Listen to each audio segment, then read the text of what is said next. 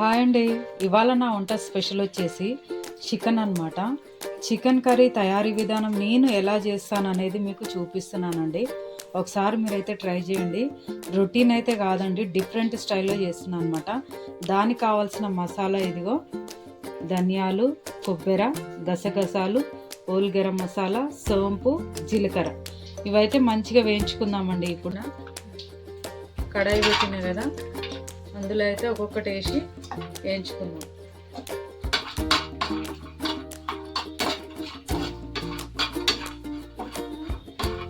చూసారు కదండి, కొబ్బరి మంచిగా వేగింది కదా. ఇప్పుడు మిగతా అన్నీ వేసేద్దాం. ఇంకా అన్నీ వేసుకోవచ్చు అండి. కొబ్బరి ఒకటి కొంచెం వేయగదు అనేసి నేను వేయలే, కానీ చూస్తున్నాం కదా. ఇప్పుడు ఇవన్నీ ఒకేసారి వేసి వేయించుదాం.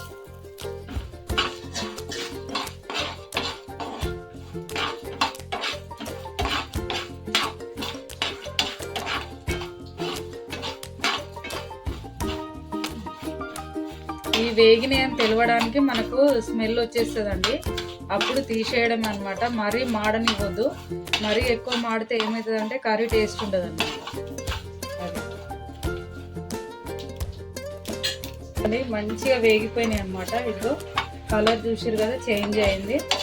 ఈ మాత్రం వేగితే సరిపోతుందండి. తీసేద్దాం. ఇప్పుడు ఈ చల్లారనిద్దాం. చల్లారిన తర్వాత మిక్సీ పట్టాలన్నమాట.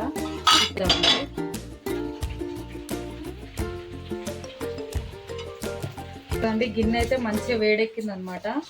ఇప్పుడు తగినంత ఆయిల్ అయితే వేసుకున్నాము. కర్రీకి సరిపడా ఆయిల్ వేస్తాం, సరిపోతుంది. ఆయిల్ కూడా కొంచెం మంచిగా వేడెక్కనిద్దామండి. అప్పుడైతేనే ఉల్లిపాయలు కూడా మంచిగా వేగుతాయి అన్నమాట. ఆయిల్ అయితే మంచిగా వేడెక్కిందండి. ఇప్పుడు ఇదిగో పచ్చిమిరపకాయలు, ఉల్లిపాయలు వేద్దాం.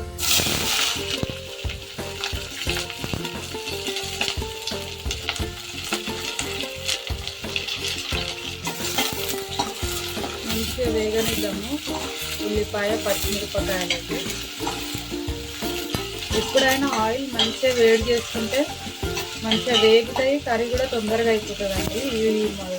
మన తాలింపే మెయిన్ ఇంపార్టెంట్. అయితే ఆయిల్ మరీ వేడెక్కకుండా వేసామనుకో టైం పడుతుంది, తొందరగా అవ్వదన్నమాట. చూస్తున్నారు కదండి, ఉల్లిపాయలు అయితే మంచిగా వేగినాయి కదా. ఇప్పుడైతే కొత్తిమీర, పుదీనా రెండు కలిపి వేస్తున్నా అండి. ఇదిగో రెండు సన్నగా కట్ చేసుకున్నాయి. కొత్తిమీర, పుదీనా వేస్తున్నా. ఇంకా కొద్దిగా కరివేపాకు,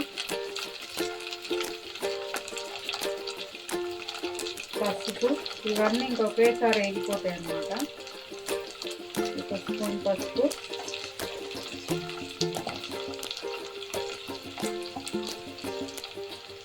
కొద్దిగా అల్లం పేస్ట్. ఇవన్నీ మంచిగా పచ్చివాసన పోయేంత వరకు అయితే ఉండనిద్దాం.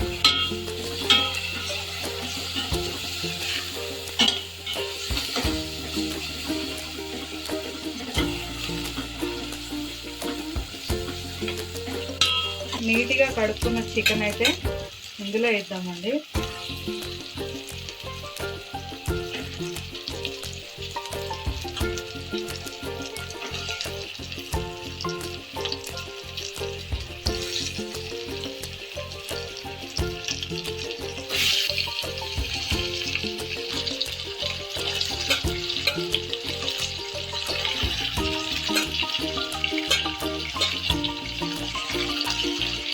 ఇవన్నీ మంచిగా కలుపుదాం.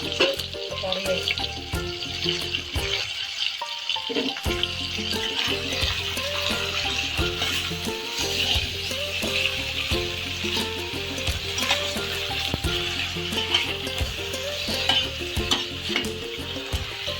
ఇప్పుడు కాసేపు మూత పెడదామండి.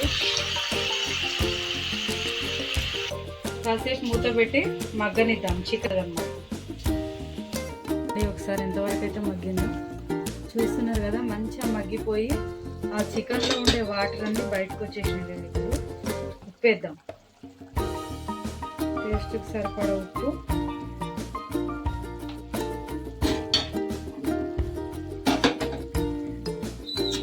బాగా కలిపి. ఇంకా నీళ్ళు పోసుకునే అవసరం లేదండి, మసాలా వేసుకుంటే సరిపోతుంది అనమాట. చూస్తున్నారు కదా, ఈ ఉప్పు కూడా ఈ ముక్కలకు బాగా పట్టిద్దాము.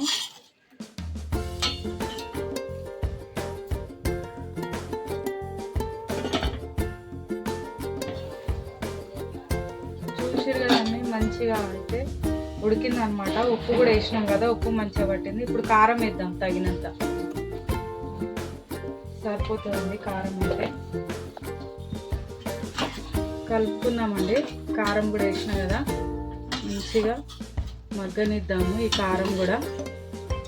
లాస్ట్లో మసాలా అయితే వేద్దాము. మిక్సీ పట్టుకున్న మసాలా ఉంది కదా, అది లాస్ట్లో అయితే వేద్దాం. మసాలా వేద్దామండి. కారం వేసినాం కదా, మిక్సీ పట్టుకున్న మసాలా అయితే వేద్దాం.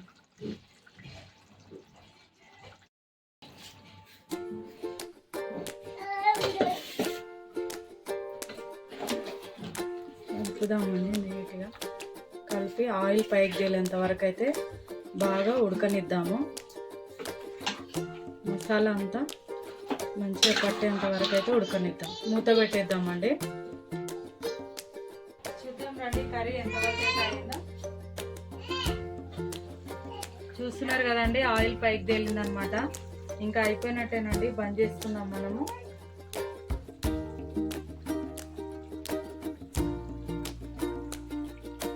ఓకే, నా తయారీ విధానం నచ్చితే కనుక ఖచ్చితంగా మీరు కూడా ట్రై చేయండి.